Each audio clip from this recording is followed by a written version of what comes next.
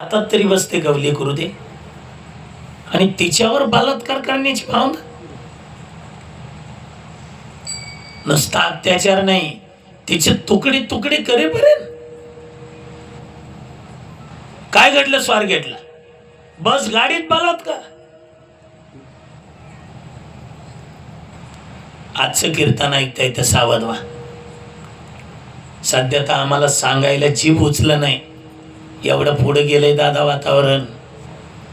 सासऱ्याला सून कळून सून, भावाला बहीण कळून आणि बापाला लेक कळून का?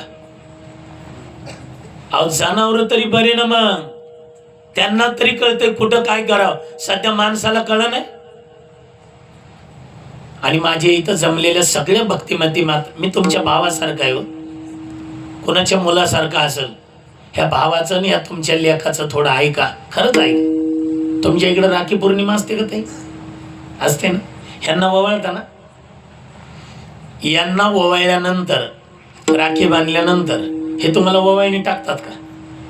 कोणी 100, कोणी 500, कोणी 1000, कोणी साडी, कोणी दागिना, ज्याच्या त्याच्या ऐपतीप्रमाणे. आज जेवढ्या माता माऊल्या आल्यात, शपथ आहे तुम्हाला, शपथ. आज येणाऱ्या राखी पौर्णिमेला आजचं माझं कीर्तन लक्षात ठेवायचं. आणि भाऊ ज्या वेळेला ओवाळणी टाकल, भावाला म्हणायचं दादा नको म्हणा. का? ते आमच्या जागृतेश्वर महादेव मंदिराच्या कलशारोहणाला ते निरंजन भाईंनी कोणचा लबडे महाराज आणला होता म्हणा. त्यानं शपथ घातली म्हणा आम्हाला की ओवाळणी काही घ्यायची नाही, काहीच घ्यायची नाही. का? कोणती घ्यायची सांगतो, ऐका. ऐका ताई.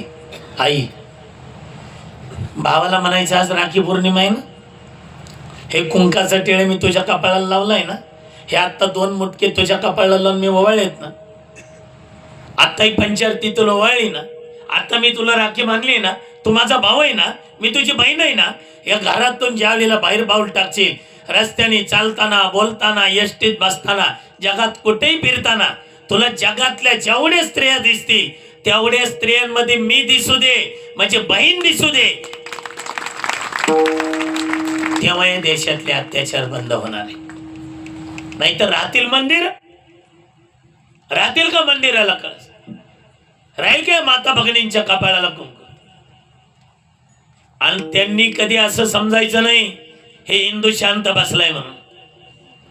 अरे अजूनही बोचत नाही झाली दार आमच्या शिवरायांच्या तलवारीची, अजूनही बोचत नाही झाली दार शिवरायांच्या तलवारीची. कोणाची हिंमत नाही हिंदूंना संपवणे.